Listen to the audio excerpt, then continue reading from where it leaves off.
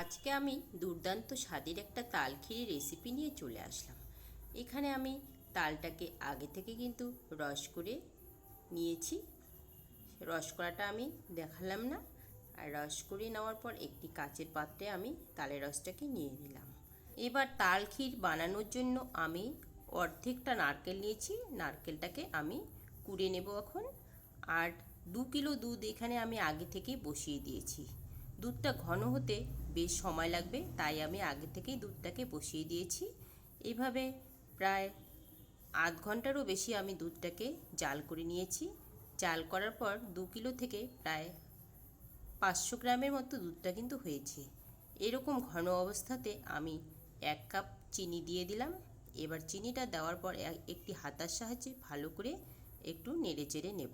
যতক্ষণ না পর্যন্ত চিনিটা ভালো করে মেল্ট হয় ততক্ষণ পর্যন্ত ভালো করে নাড়তে থাকবো। তাছাড়া চিনি দেওয়ার সঙ্গে সঙ্গে কিন্তু অনেকটাই জল ছেড়ে দেয়, তাই ভালো করে একদম ফুটিয়ে নিতে হবে, ফুটিয়ে ঘন করে নিতে হবে। দুধটা যত বেশি ঘন হবে তাল ক্ষীরটা খেতে ততটাই টেস্টি হবে। তাই একটু ধৈর্য ধরে সময় ধরে এই দুধটাকে জাল করে ঘন করে নিতে হবে। দেখতে পাচ্ছেন আমার দুধের কালারটা কীরকম হয়েছে, একদম ঘন হয়ে গেছে, একদম ক্ষীর মতো হয়ে গেছে। এবার গ্যাসের ফ্লেমটাকে আমি বন্ধ করে দেব। বন্ধ করে দিয়ে তারপর তালের রসটাকে দিয়ে দেব।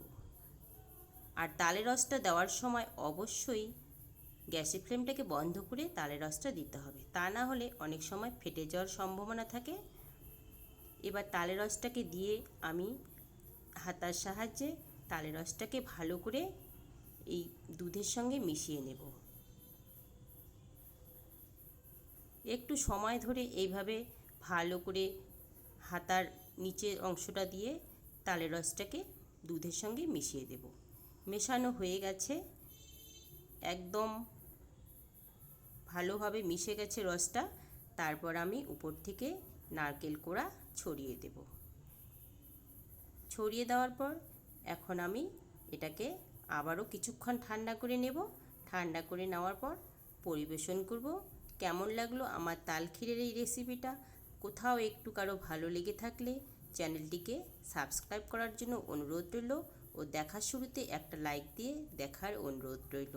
Thank you.